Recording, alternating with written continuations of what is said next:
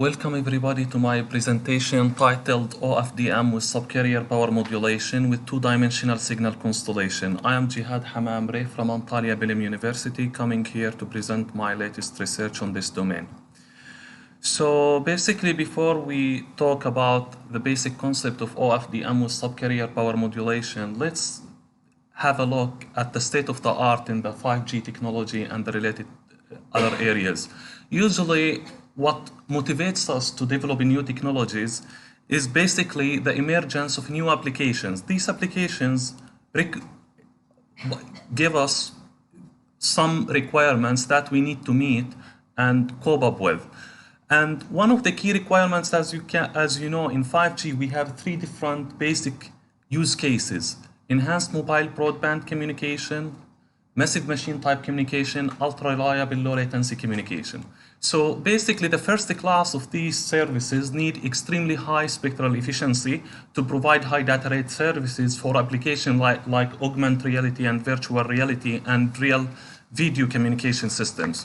So for that reasons, you need new techniques, new methods, new ways in order to achieve that demand. So one of the methods to achieve that is to use cell densification. Install more cells, more base stations, so that you increase the capacity, the density of your network, and that's why you increase the capacity in general, and that you can serve more users with the required data rates. Another solution can be by using more spectrum, which is related to millimeter wave communication system. But the problem with that, you need to pay the spectrum, you need to pay money for that, and it's really costly. And also, it has some issues in terms of propagation. It cannot penetrate through walls, and it has some issues, some other issues. So what's the solution? An intelligent solution might be to increase the spectral efficiency in an efficient manner by coming up with new techniques. To achieve that, there have been huge amount of research on enhancing the spectral efficiency of OFDM system. As you know, OFDM is the technology that has been used in Wi-Fi, 3G, in 4G, Wi-Fi, 5G, and some other technologies. But the problem with OFDM that it has some issues related to peak to average power ratio, out of band emission, and this can reduce its spectral efficiency. To improve its spectral efficiency more, we introduced some technique to solve these things. But there has been a new dimension, a new research effort to introduce a third dimension in order to increase the amount of data rate we can send over the wireless channel. Among these solutions, we can mention index modulation OFDM, number modulation OFDM. In this case, you can send more data by the indices of the subcarriers, not only by the in-phase and the quadrature component of the constellation diagram. This is like a third dimension to send your data, which increase your spectral efficiency. A new technique which we have proposed in this domain called orthogonal frequency division multiplexing with subcarrier power modulation.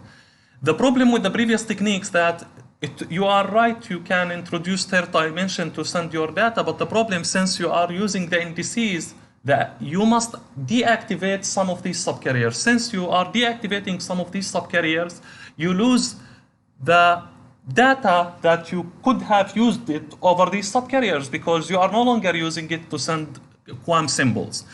However, in our proposed technique that we have recently introduced, we introduced a scheme where you can use all the subcarriers, also send additional data bits by varying the power of each subcarriers. So each subcarrier carries the QAM symbol, and the variation in the power of each subcarrier carries additional data that can send for your transmitter. So this was the motivation of the scheme we proposed recently, and we found after extensive simulations and performance analysis, we found that it has the following merits. It can double the spectral efficiency, like in-band full duplex, like NOMA, like other schemes. It can not only double, but also it can save half of your power, which is really significantly important, specifically for Internet of Things application, because your Internet of Things device is battery limited and doesn't like too much complexities. For the same reason, since you are, as you can see here in this picture, you are not using half of the spectrum while you are transmitting the same amount of data. And also, since you are using small number of subcarriers, this translates to lower size in the I50, and thus it reduces the complexity. And also, since shorter size of I50 also reduces to lower latency. And this is very effective and very efficient for your so we have all these merits and advantages. That's why this motivates us to carry on doing research and investigation and try to improve it and enhance it more. However, there is one question that remained in our study, which is all the other schemes which are competitive to the recently proposed scheme, OFDM subcarrier power modulation, they performed well when they are paired with lower order modulation like BPSK. But when you use higher order modulation like QAM and 16 QAM and 64, their performance degrades suddenly and becomes the spectral efficiency very bad. So we want to check our method proposed in this paper to check and see, does our method really maintain its spectral efficiency merit when you pair it with high order modulation?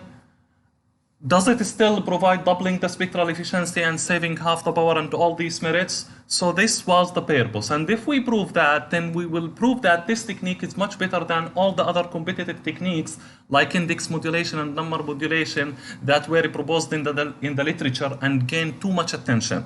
So this is what we did. And basically, to achieve that, we introduced example of pairing OFDM subcarrier power modulation with two-dimensional modulation like called QPSK. In the original case, if you can see here, in the original case, I have OFDM works like this. You have these subcarriers back to back to each other, and each subcarrier carries data symbol. Suppose you are sending BPSK, then carries 1 bit. While in our scheme, the in-phase component carries these 6 data symbols only in half the bandwidth and also half the power. And the quadrature component of the I50 process, instead of being similar to the conventional OFDM system, it becomes similar to this system, which sends the same amount of data while using half the bandwidth, half the power, half latency, and half I50 complexity.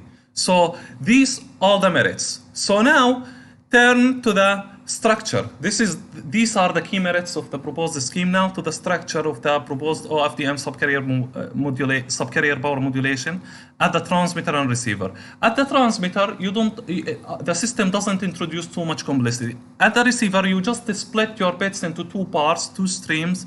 One, you take it and modulate it conventionally using QPSK, and the other stream of bits, you use it to just change the power level of your subcarrier.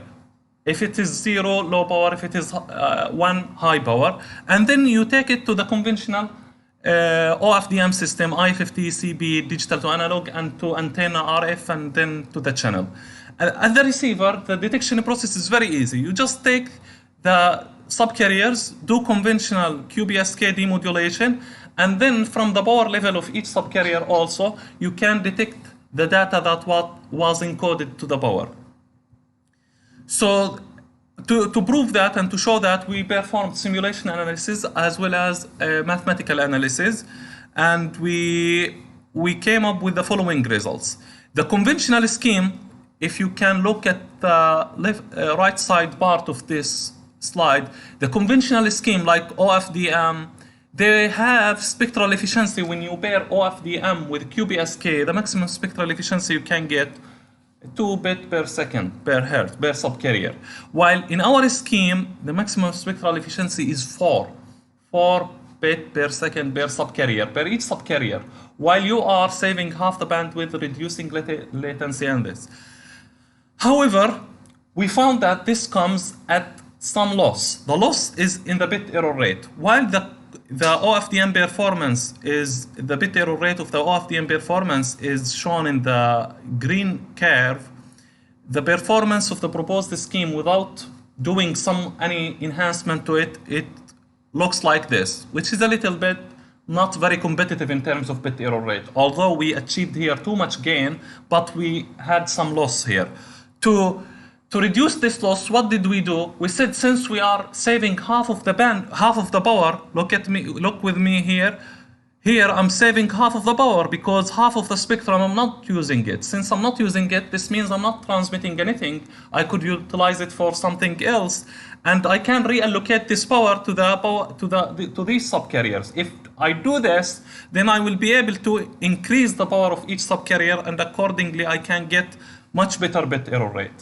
Now also we improved it more by using receive diversity and other schemes. Now one might ask me and say, okay, you are introducing this scheme and you are saying it can achieve 4 bit per second per subcarrier, but also OFDM with 16 QAM can achieve the same 4 bit per second per subcarrier. So why don't you compare with that? We received this question and we compared with that, and we put the two schemes. They have the same power, the same spectral efficiency, and when we simulated that, we found out that our scheme, which is shown in blue, performs better than OFDM 16 QAM at low SNRs, but at high SNRs they have the same spectral efficiency, while it gives us about 2 to 3 dB gain compared to OFDM 16 QAM. So in all the comparison, we are somehow beating the conventional schemes. So this is really very significant modulation scheme that can really make its way to future communication system, as it has many merits and many advantages, as I just mentioned, in terms of doubling the spectral efficiency, reducing latency, reducing complexity, and saving the power, which is very good for Internet of Things devices that require extra high data rate transmission.